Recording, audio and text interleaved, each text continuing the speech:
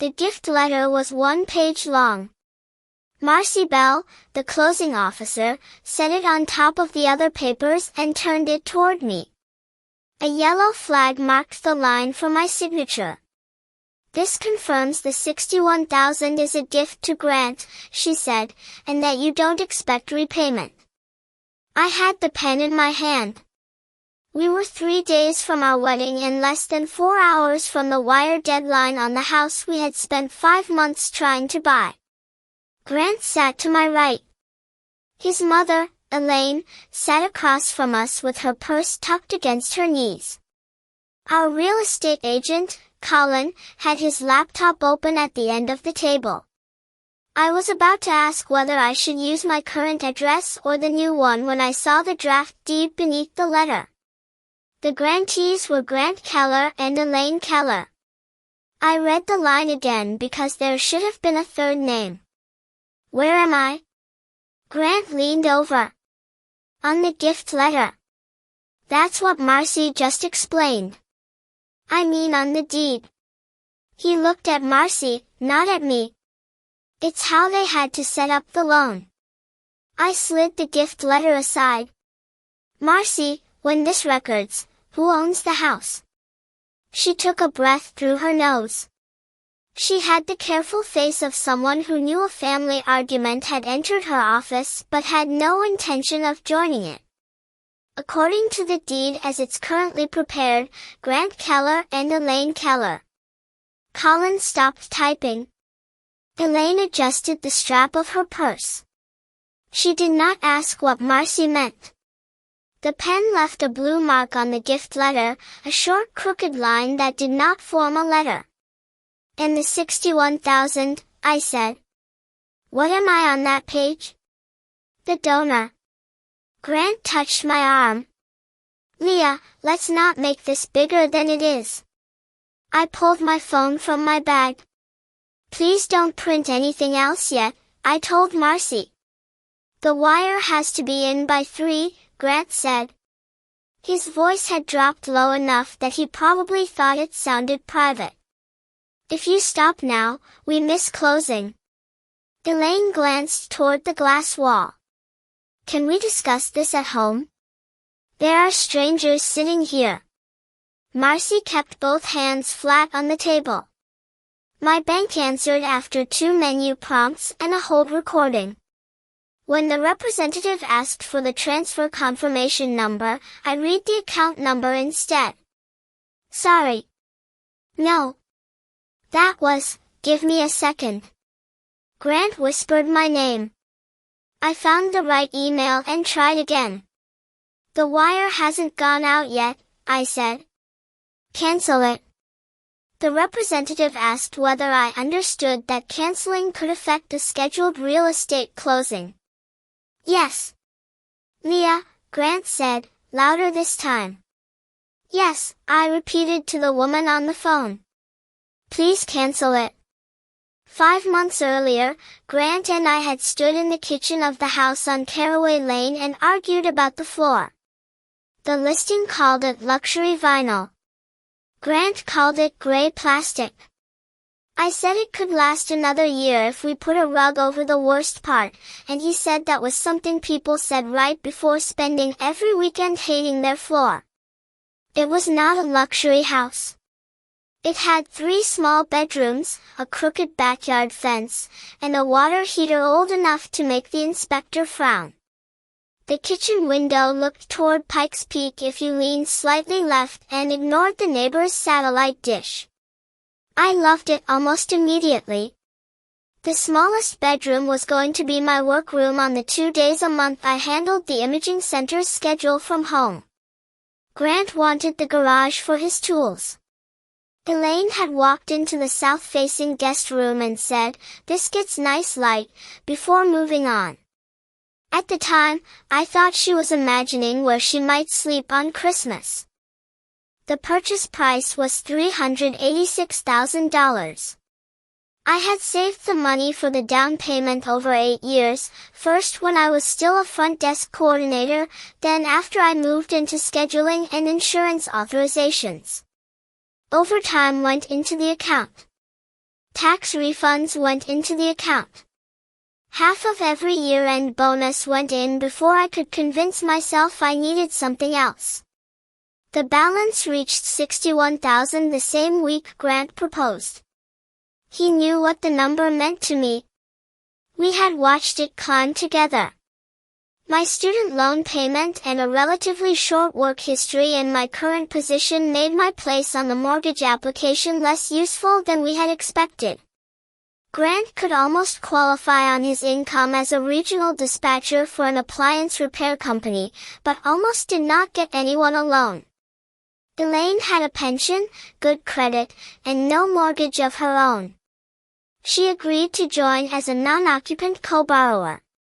I had asked the loan officer twice whether being off the note meant being off the deed. Grant had answered before she did the second time. The loan can be mostly in my name, he wrote in an email. The deed will still be ours. I saved the email because I saved everything involving money. At work, one wrong date could send a patient to the wrong building or leave a scan waiting for an authorization that expired the day before. With Grant, I had saved the document and trusted the conversation anyway. In the title company parking lot, Grant caught up with me before I reached my car. What the hell was that? The automatic cancellation confirmation had not arrived yet. I kept refreshing my email. Your mother is on the deed. She's a co-borrower. Those aren't the same thing. I didn't say they were exactly the same. You told me the deed would be ours. He dragged a hand over the back of his neck. He wore the navy shirt I had bought for our engagement pictures. One cuff had folded under itself, and for one stupid second I wanted to fix it. Mom put her credit on the line, he said. She put up the earnest money. She needed some protection. $4,000. It's not just the $4,000. You're right. Mine is $386,000, he said. That's the value of the house. You keep talking like your cash is the whole transaction. 368, I stopped. I had reversed the last two digits. 386, he said, pouncing on the mistake. This is what I mean. You haven't been handling the loan. Mom and I have. My face went hot. Because you told everyone to send the loan information to you. Because you were planning a wedding and working full-time. And because I would have stopped this 6 weeks ago if I'd known. He looked toward the building. Behind the glass doors, Elaine stood with her phone in one hand. She could see us. She made no move to come outside. Grant lowered his voice again. We can add you after the wedding. Then put me on it now. It's not that simple. It was simple enough to put your mother there. She's on the loan. You keep answering a different question. He stepped back. Cars moved along the road behind him, throwing sun across the windshield of my Honda. You canceled $61,000 over a draft. Do you understand what you just did? My phone buzzed. The bank had canceled the transfer request. The money remained in my account. I expected relief. What I felt was a hard drop in my stomach as every other part of the week rushed in at once, the cellar, the locked rate, the movers, the boxes filling our dining room, the 87 people who thought they were coming to our wedding on Saturday. I stopped money from going into a house I don't own, I said. Grant laughed once, without humor. You would own it. We're getting married. That wasn't Marcy's answer. He turned away from me and called Colin. I got into my car. I did not drive to Sonia's or to my office. I drove 6 blocks to the print shop because a message on my calendar said table cards, 10:30, and my brain followed the instruction before I remembered that our wedding might not happen. The young man behind the counter brought out a white box tied with twine. Leah and Grant? I stared at our names printed in dark green across the sample card taped to the lid. Yes. Want to check one before you go? I should have said no. Instead, I opened the box and read 3 table cards as if the spelling of my aunt's name was still the most dangerous mistake in front of me. They were perfect. I paid the remaining balance, carried the box to my car, and put it in the trunk beside 2 cases of sparkling water. I sat behind the wheel with the receipt stuck to my palm. Sonia answered on the second ring. Aren't you supposed to be signing house papers? She asked. I was. There was a pause. Then her voice changed. Where are you? By noon, I was at Sonia's dining table with my laptop, the title packet, and a mug of tea I never drank. Sonia worked in patient billing at the same imaging center and had been my friend for 9 years. She was also my maid of honor, though neither of us used that phrase outside wedding conversations because it made her say she should have been issued a sword. Start with what you know, she said. I opened the gift letter. I know this says I'm giving Grant $61,000 and I don't expect repayment. Did you sign it? No. Did the money leave? No. Good. She pushed a pad of paper toward me. What don't you know? That list was longer.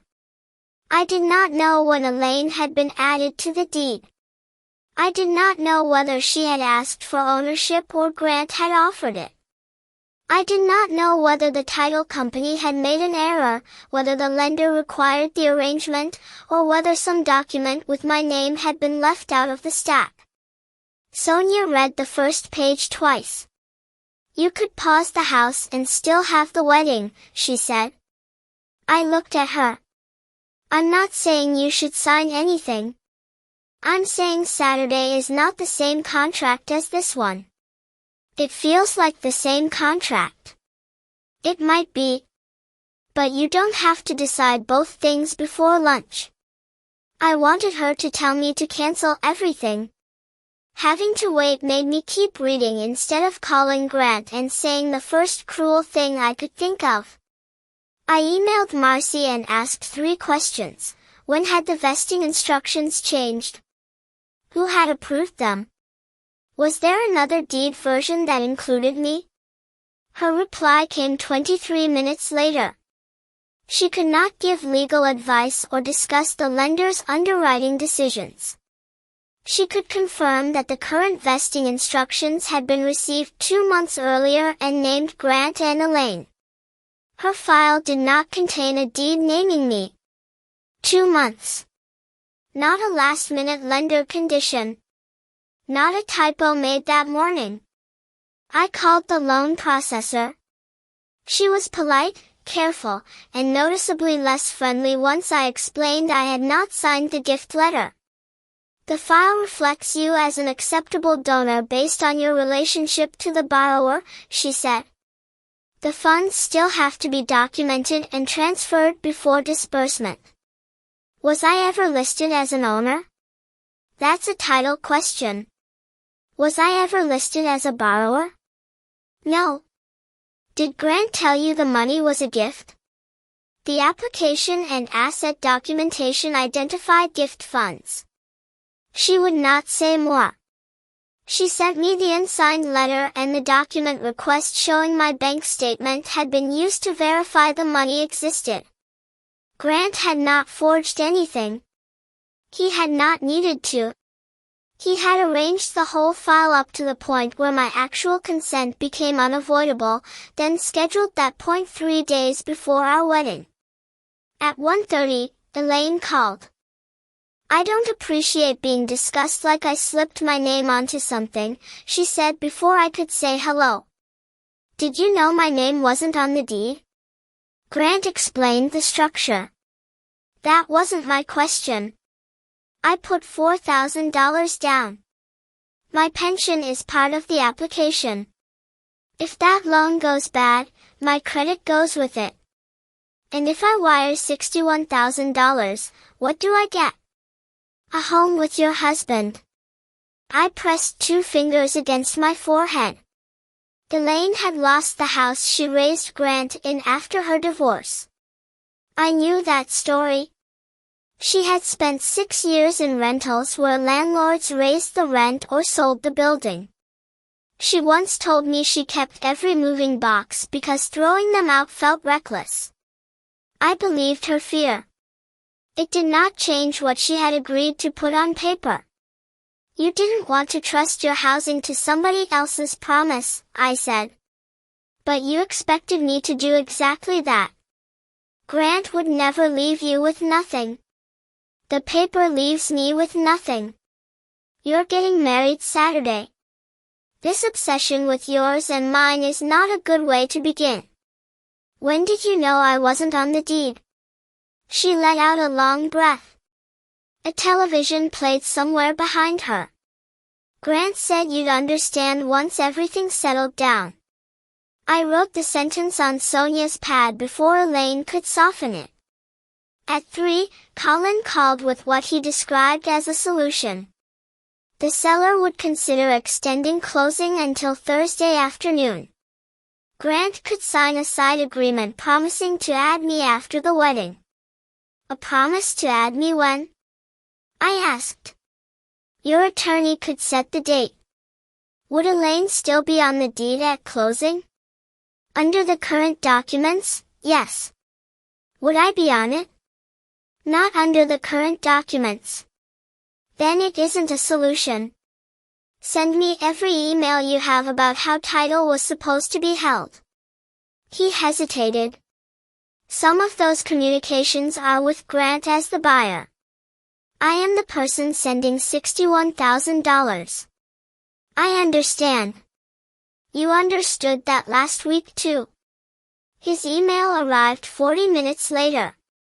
6 weeks earlier, Colin had written, will Leah be added as a non-borrowing owner at closing? Need to confirm for title. Grant's reply was underneath. Not at closing.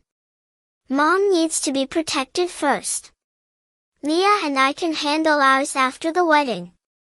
In another message, Marcy's assistant had asked whether Leah should be copied on the vesting form. Grant wrote that I was overloaded with wedding planning and would overthink changes that were already approved by the lender. I read the sentence 4 times. Sonia leaned over my shoulder. He actually wrote overthink? Yes. That's bold for a man who needs your money by 3. It almost made me laugh. What came out was a sound like I had swallowed wrong. I downloaded the full email chain and saved it in 3 places. Then I made a list of every payment I had already made: inspection, appraisal, dress alterations, venue, caterer, photographer, hotel block, table cards now sitting in my trunk. Grant came home that evening carrying Thai food and the expression he used when a repair technician had missed a route and he needed to rearrange the day. Seller will wait until tomorrow, he said. We have time. I was sitting at our dining table. Half the plates were packed. My bank's cancellation confirmation lay on top of the green wedding folder. He set the food down. We close, we get married, and next week we sit down with a lawyer. We'll put an agreement in place. Will you change the deed before I send the money? You know that could restart underwriting. Will you? Leah, everybody loses if we blow this up. That isn't an answer. My mother helped us qualify. I'm not stripping away her protection in one afternoon because you got scared by wording. Wording is how they decide who owns the house. He opened one of the food containers, then snapped the lid back down without serving it. We have 87 people coming Saturday. Your mother lands tomorrow. My brother already paid for his hotel. Are you planning to throw all of that away too? I did not know yet. That frightened me more than the question. Grant went to shower. The pipes knocked in the wall the way they had for the 3 years we rented that apartment. I took my passport, work badge, tax folder, medication, and the small metal file box that held my personal bank statements. The box was heavier than I remembered. I carried it down to my car in both arms and set it behind the passenger seat. Then I went back upstairs, because my work shoes were still by the door and I had a 7:30 shift the next morning. Grant was already awake when my alarm went off Thursday. He had spread loan papers across the kitchen counter and made coffee in the travel mug he used for work. For a few seconds, the apartment looked like an ordinary weekday. Then I saw my overnight bag beside the front door and remembered why it was there. I have 2 options, he said. I put bread in the toaster because I did not want to have this conversation with nothing in my stomach. First, Mom stays on the deed and we sign a separate agreement after the wedding that gives you half the equity. After I send the money. That is how closing works, yes. No. That's how your closing works. He ignored that. Second, we close under the current structure and refinance when your employment history is stronger. Then we add you to both the mortgage and the title. The toast popped. One piece jumped high enough to land sideways on the counter. Both options start with me giving you $61,000 and owning nothing. Temporarily. There it is again. What? A word that isn't on any paper. He set down his mug harder than he meant to. Coffee jumped through the opening in the lid and spotted the documents. The house problem and the wedding are separate. How? One is a financing issue. One is 5 years of our lives. The financing issue is what you planned for those 5 years of our lives. He wiped the coffee with a dish towel, smearing one page before he found a clean corner. You're punishing my mother because she protected herself. Your mother can protect herself with her own money. She put her pension and credit on the line. And she gets ownership for it. I put in 15 times her cash and get a promise for later. You keep making it sound like she's taking the money. My phone said 6:42. If I left in 8 minutes, I could still clock in on time. I have to go. So that's it? No. That's the problem. None of this is it. I put the toast in a paper towel and left. Grant called my silence manipulation in a text 20 minutes later. By 8:30, he had sent 3 more messages about possible agreements and one reminder that the florist needed final access instructions. I spent the first hour at work moving patients between 2 MRI machines because one of them was down for a coil repair. The task was familiar enough to hold me together. Check the authorization. Confirm the body part. Call the patient. Offer the new time. Document the change. At 10:15, Sonia rolled her chair into my cubicle and handed me a legal pad. Real estate attorney at 12:30, she said. Phone consult. Conference room B. How did you find one that fast? Her receptionist owes me because I got her mother's CT approved before Christmas. That sounds like an ethics problem. It was a thank you, not a hostage exchange.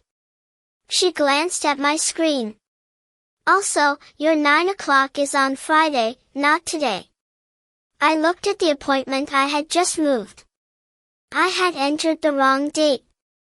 The patient was a school bus driver who had already arranged coverage for Friday morning. I called her back, apologized, and corrected it. She was polite but not pleased. I wrote it down when you first called, she said. Friday the 22nd. You did. I made the mistake. Owning the mistake did not make her morning less inconvenient. I sent the corrected confirmation and asked another scheduler to check my next 5 changes. The attorney did not tell me what to do. I had expected that in theory and still felt disappointed when it happened. If you have not signed the gift letter and the funds remain in your account, you have not completed the gift, she said. But you are not the buyer named in the current purchase contract, correct? Grant is. Then you cannot unilaterally direct the seller or rewrite the deed. You can refuse to contribute your money. What about adding me after the wedding? That would require cooperation from the owners and may require lender review or additional documents. It is not the same as taking ownership at this closing. Could he sign something today promising to do it? He can sign many things. Whether a side agreement protects you adequately depends on its terms and how it interacts with the loan and title. I would not advise treating a downloaded form as a substitute for ownership. I wrote down 3 phrases and underlined them so hard the pen tore the paper. My funds. Not my contract. Not automatic. The loan processor was even more limited. Changing the borrower's, vesting, or source of funds could require the file to go back through review. She would not estimate how long it would take. She would not say whether the rate lock could be extended. If the required funds are not received and the donor documentation is not complete, the loan cannot disburse under its current approval, she said. So if I don't sign, it doesn't close. Not under the current conditions. That was the closest anyone came to giving me a clean answer. At 1:08, Collins sent an email. The seller had agreed to one final extension, until Friday at noon. Another buyer had asked to be notified if the contract failed.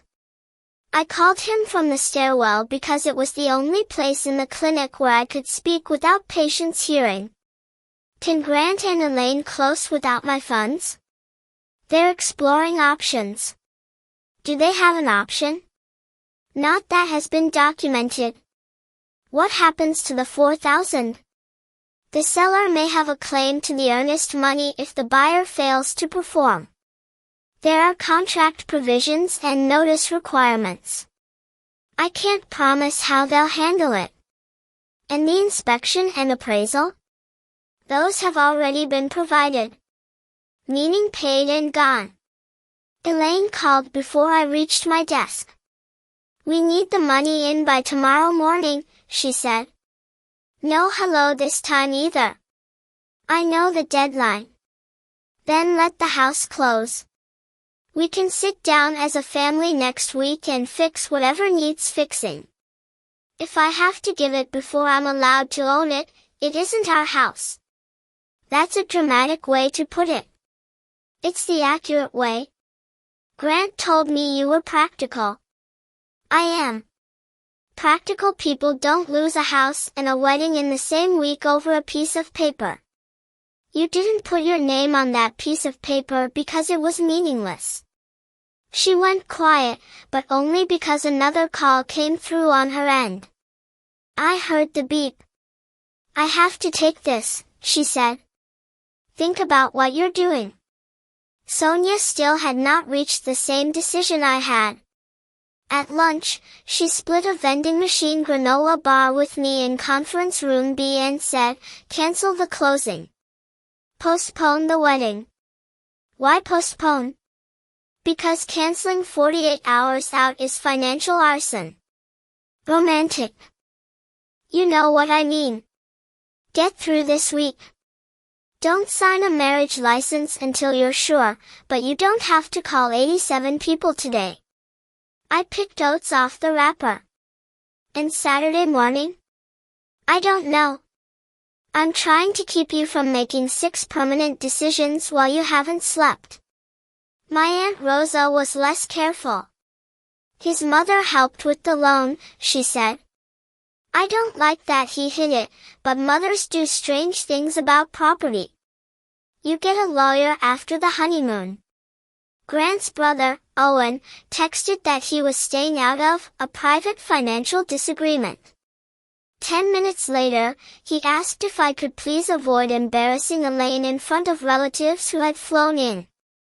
One of my bridesmaids, Kelly, had arrived from Phoenix with 2 children and a non-refundable rental car. When Sonia warned her the wedding might change, Kelly called me directly. I support you, she said, sounding as if she had prepared the sentence. I just need to know whether I'm feeding my kids at the reception or finding somewhere else Saturday night. It was a fair question.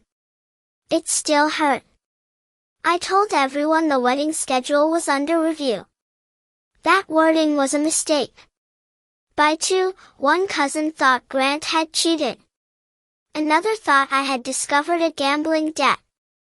Elaine told somebody I was having an anxiety episode over the mortgage. I did not post the deed or the gift letter. I did not want strangers or distant relatives deciding whether the documents were bad enough to justify my life. At 3, I logged back into the secure loan portal. The title questionnaire was buried under forms named with numbers instead of words. I opened 3 before finding it. The form was dated 2 months earlier. Grant had selected joint ownership with Elaine. Not a guarantor arrangement. Not a notation that she was helping qualify. Ownership. On a separate occupancy page, the house was listed as Grant's primary residence. Elaine's address remained her apartment. She was not being placed on the deed because she needed to live in the guest room right away. I searched my messages for Caraway Lane. Most were mine: paint colors, inspection questions, measurements for the small bedroom. Then I found a screenshot Grant had sent me by accident in a group of photos from the final walkthrough. The top of a text thread with Elaine was visible above the picture. Leo will probably want the bigger room for work, Elaine had written. Grant's reply: we can sort that out later.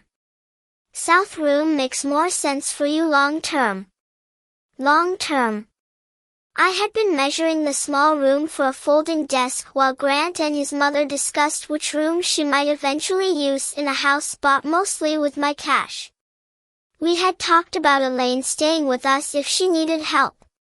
We had never discussed giving her ownership while asking me to wait for mine. At 3:40, I called the venue. I need to postpone Saturday's wedding, I told the coordinator. She asked for my event number. I gave it to her, listened to keys clicking, and waited. At this point, the venue fee is non-refundable, she said. Catering has already ordered and started preparation. We may be able to reduce service labor, but food costs are committed. What happens if I cancel instead of postpone?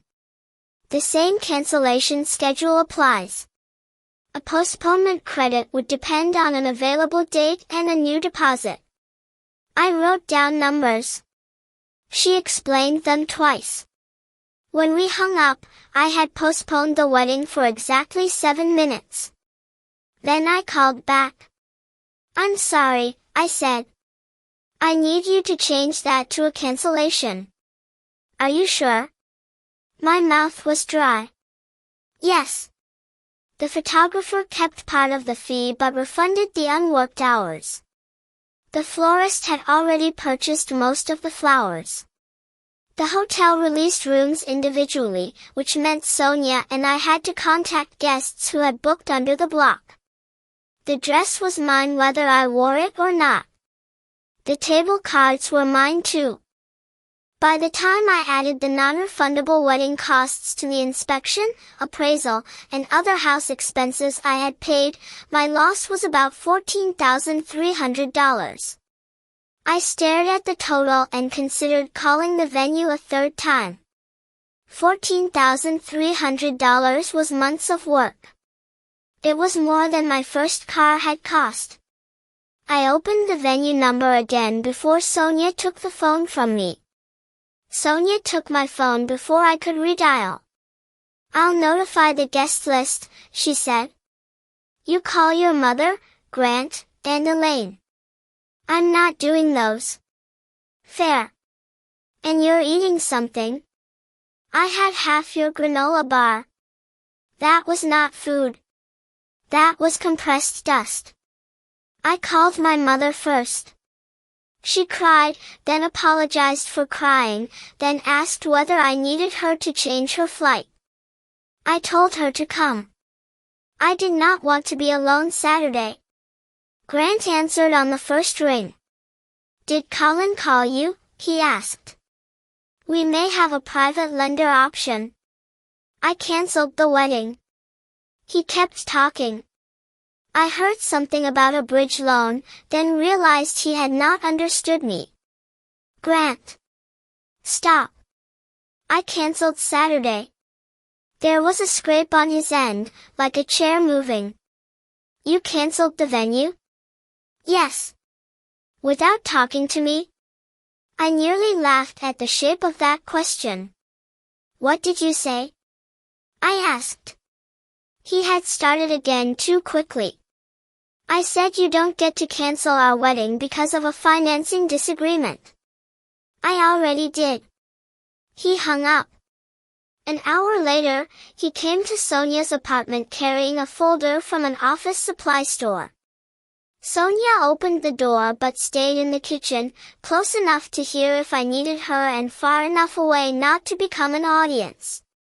Grant pulled out a 4-page agreement he had found online. "This gives you half the economic interest," he said. "We can sign it tonight." "Who wrote it?" "It's a standard cohabitation property agreement." "Did a lawyer review it?" "We don't have time to wait for a lawyer." I read the first page. It referred to improvements made after marriage and future appreciation. It did not put my name on the deed. It did not require Elaine to transfer anything. It did not say what happened to the first $61,000. "This doesn't fix it." "You haven't read the whole thing." "I read the part where I still give you the money. I'm trying to save our house and our wedding." "The wedding is canceled." His face tightened. "You had no right to do that alone. I was the bride. And I was the groom. Then you should have told me who owned the house before we got there." He paced once between the couch and the window. "My mother lost everything when my dad left. Everything. I promised her she would never be at somebody else's mercy again. You could have kept that promise without using my savings. It was going to be our money in 3 days. That doesn't make it yours 3 days early. Why can't you give me until tomorrow? You had 2 months." He stopped pacing. The fight went out of him for a second, replaced by calculation. "We can still have something Saturday," he said. "Immediate family. The food is paid for." "No. Your mother is flying in. To help me move."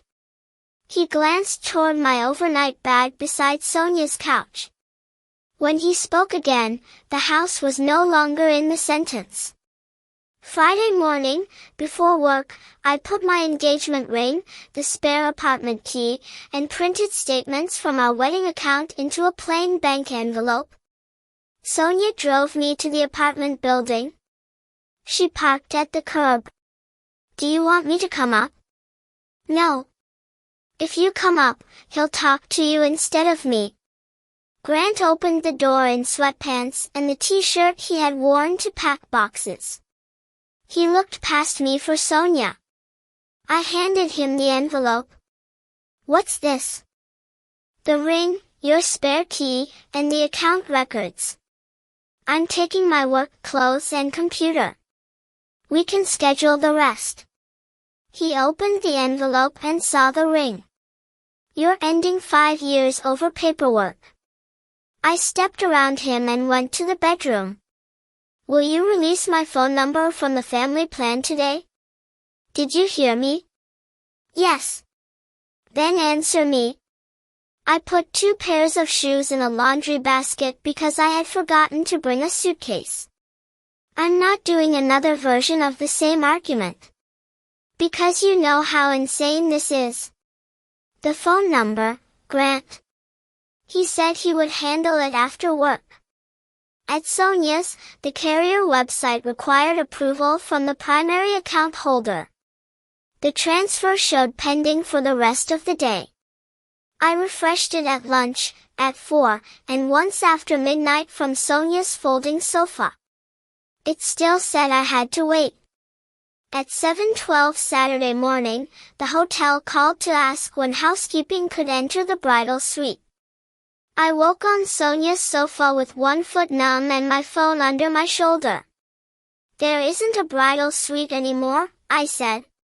The woman apologized, checked her system, and apologized again. The reservation had been canceled, but a service note was still active. She asked if I wanted to speak with the event manager. No. Please just tell housekeeping they can go in. My phone plan transfer had completed at 2:03 a.m. The notification sat beneath 3 messages from guests, 1 from the florist, and 9 from Grant. I did not read his first. My mother's flight had arrived late Friday. She was asleep in Sonia's bedroom while Sonia's husband had taken their 2 children to his sister's for the weekend. Sonia emerged from the kitchen in pajama pants and handed me coffee. You look terrible, she said. You gave me a decorative pillow as a regular pillow. That pillow has supported this family for 11 years. We were both trying too hard. It was still better than discussing what time my hair appointment would have been. The venue coordinator met us at 10 so I could collect personal items. The room had already been reset for a Sunday retirement party. Our table numbers and unopened place cards were stacked beside the loading door. 6 cases of sparkling water sat where a bar cart had been planned. The caterer had an established arrangement with a community refrigerator program. Food that had not been plated could be redirected, but not everything qualified. 2 trays of desserts came back with us because the cream filling could not be held for the next pickup. Do you want them? Sonia asked. No. Neither do I. I'm taking them anyway. She gave 1 tray to the front desk at her apartment and put the other in her refrigerator. By Sunday, her children had eaten enough lemon bars to complain about them. Guests did not respond as one sympathetic group. My cousin in Denver offered to bring boxes. Kelly asked where to return the wedding gift she had packed in her suitcase. One of Grant's aunts sent a 6-paragraph message about forgiveness without asking what had happened. My uncle wrote, "Let me know where to send your things," and nothing else. A few people were angry about flights and hotels. I understood. I also stopped answering after the 4th conversation in which someone asked whether I was absolutely sure. Grant's messages moved from logistics to accusation and back again. The seller is terminating. Mom is going to lose the earnest money. You could still fix this before noon. Please call me. Then, at 12:17 Friday, Colin had copied all of us on a notice from the seller. The final extension had expired without the required funds and completed loan conditions. The seller would not extend again and reserved whatever rights the contract allowed regarding the earnest money. Marcy's office marked the file incomplete. The lender withdrew the scheduled funding. The house on Caraway Lane went back to active status the following week. Elaine lost the $4,000 earnest deposit unless the seller later agreed otherwise.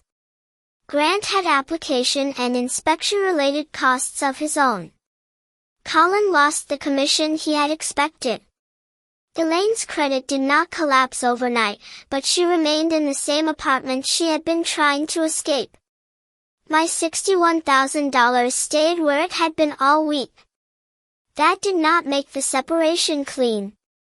Grant and I were not married, so there was no divorce court to sort our lives into columns. We had a joint wedding account, a lease with both names, furniture bought by whichever card had room that month, and boxes labeled for a house neither of us owned. On Monday, I opened a spreadsheet and entered every wedding deposit, refund, house fee, and shared purchase I could document. Grant returned it with 6 comments and a demand that I reimburse half the failed transaction costs. I wrote back that I had not signed the purchase contract or gift letter and had already lost the inspection and appraisal fees I paid. He replied that my cancellation caused the closing to fail. We went in circles for 4 days. My supervisor called me into her office that Wednesday about the appointment I had entered on the wrong date. The patient had received her scan, but the correction had taken 2 schedulers and a manager to untangle. "You don't usually make this kind of mistake," she said. I told her I had canceled my wedding and moved out in the same week. I left out the deed, the gift letter, and the amount in my bank account. She pushed a tissue box toward me even though I was not crying. "Do you need Friday off?" I did, but our second MRI was still on a reduced schedule and Friday already had 2 people out. "Can I leave at 3? I asked. "If the authorization queue is clear." It was not. I worked through lunch, cleared the queue, and left at 3:07 to meet the landlord about removing my name from the apartment lease. Finally, we agreed to separate what could be traced and leave disputed furniture in the apartment until the lease issue was resolved. Refunds that returned to the wedding account were divided according to what each of us had deposited. That was not romantic accounting, but it gave us fewer reasons to call each other. The money I could not recover stayed lost. After every refund and credit, my total loss from the wedding and house expenses was still about $14,300. For a while, I hated that number more than I hated Grant. It appeared whenever I looked at a used car listing, a loan balance, or the price of rent. I could have done so many useful things with that money. Instead, I had purchased food for a wedding that did not happen and reports for a house I did not buy. Sonia did not tell me the loss was worth it. She said, "That's a brutal amount," and helped me build a new monthly budget. The apartment lease had 4 months remaining. Grant could afford it alone only if he stopped looking for another house, so he agreed to release me when the landlord approved him on his own income. That took almost 3 weeks. Until then, I remained responsible on paper for a home I had left. I stayed in a furnished month-to-month unit near the hospital district for 6 weeks. The sofa smelled faintly of someone else's laundry detergent. The kitchen had 1 sharp knife and 4 lids that fit none of the containers. Every Sunday, I washed my work clothes in the basement and carried them upstairs before they were fully dry because the machines charged for another cycle. When I finally signed a 1-year lease on a small apartment, I read the release language twice and asked the manager to correct the spelling of my middle name. She seemed mildly annoyed. I let her be annoyed. Grant and I saw each other 6 weeks after the canceled wedding to exchange the last boxes. We met at a coffee shop because I did not want the conversation in either home. He looked tired. So did I. He had cut his hair shorter, something he had planned to do before the wedding but delayed because I liked it longer. I noticed and resented myself for noticing. "Mom's still upset," he said after we finished discussing the microwave and the storage unit. I assumed. "She thinks you made her look like she was stealing from you." "I never told anyone she stole." "You canceled everything because her name was on the house." "My name wasn't." He rubbed the cardboard sleeve around his cup. "I should have told you earlier." It was the first direct sentence he had offered about what he did. "Yes. I knew you wouldn't agree to Mom being on title. We would have lost the rate, maybe the house. I thought once we were married and moved in, you'd see it wasn't some plan to take your money. You thought I would be easier to convince after the money was gone. That's not how I thought about it." "How did you think about it?" He opened his mouth, then looked toward the counter where a barista was calling someone's name. "We were going to be a family," he said. "I believed we could work it out." "Would you have taken Elaine off the deed if I said no after the wedding?" "We could have discussed a fair structure." "Would you have taken her off?" He stared at the coffee lid. "I can't answer a hypothetical about a loan that doesn't exist anymore." He turned the cup until the seam in the cardboard sleeve faced him. He asked if we could try again without buying a house. No Elaine on a loan. Separate finances until trust came back. Counseling. A smaller wedding later. Part of me wanted to hear the offer. 5 years did not disappear because one closing failed. Grant had driven through a snowstorm to pick me up when my car died. He knew I hated surprise parties and loved county fairs. He could make my mother laugh even when she was determined not to like him. I folded the receipt under my coffee cup until its edge lined up with the table. "I'm not coming back," I said. He nodded once, then pushed the storage key across the table. We divided the remaining boxes the next Saturday. Sonia apologized around the same time, though I had not asked her to. "I was so focused on saving the deposits that I almost told you to marry him first and ask questions later," she said. "You told me not to make 2 decisions before lunch." That part was good advice. It was. The part where I kept calculating catering costs while your fiancé was trying to turn your down payment into a gift was less good. I handed her a stack of insurance faxes. "You were trying to keep the damage small." Still. The fax machine beeped again, and we went back to work. Colin sent me the complete transaction record after the seller closed the file. He wrote that he should have confirmed the vesting instructions directly with every person contributing substantial funds. He did not admit legal responsibility, and I did not ask him to. His incentive had been to keep the deal moving. That did not create Grant's decision, but it helped the decision stay hidden. Elaine left one voicemail. She said she never intended to take my home and still believed the wedding could have gone forward while we resolved title afterward. She reminded me that she had risked her credit and lost $4,000. Then she said she hoped, when I was less emotional, I would understand why Grant tried to protect her. I saved the recording with the rest of the house documents. I did not return the call. Grant and Elaine did not suffer a dramatic break. He helped her renew her apartment lease. She remained angry with me. He remained convinced that his plan had been practical and his timing had been the real mistake. During the next 3 months, I did nothing ambitious with the $61,000. I rebuilt the emergency fund I had reduced for wedding costs. I raised my student loan auto payment by $75. I learned exactly how much my apartment utilities cost in winter. When friends sent listings, I thanked them and closed the links. My work anniversary mattered more than I expected. 2 full years in the same position gave the next loan officer a cleaner income history.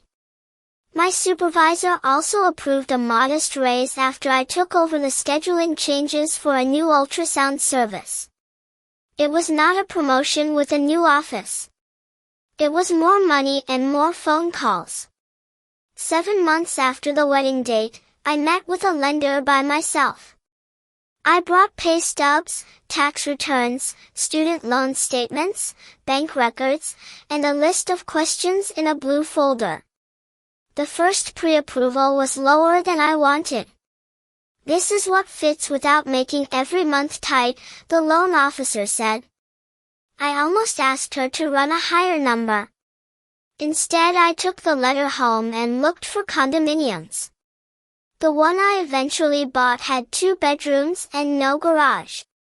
It was 23 minutes closer to work than the Caraway Lane house, though traffic could turn that into 12. The kitchen had white cabinets with worn corners and a refrigerator that hummed after the compressor stopped. The second bedroom fitted a desk if I did not also expect it to fit a guest bed.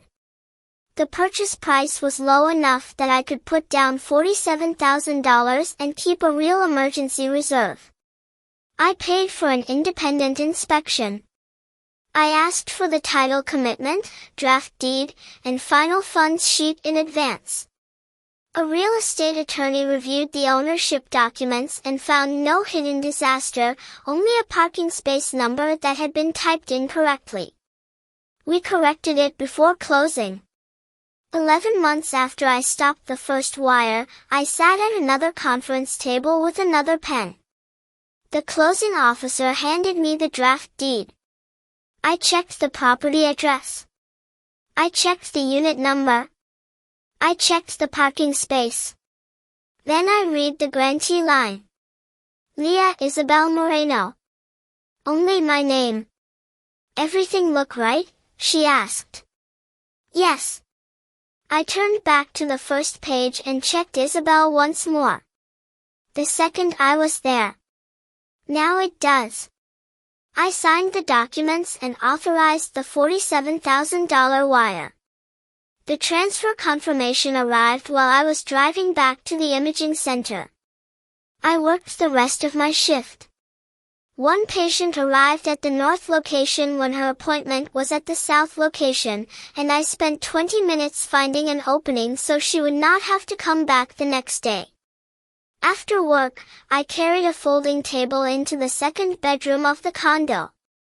It was the same table I had used at Sonia's while reviewing Grant's emails.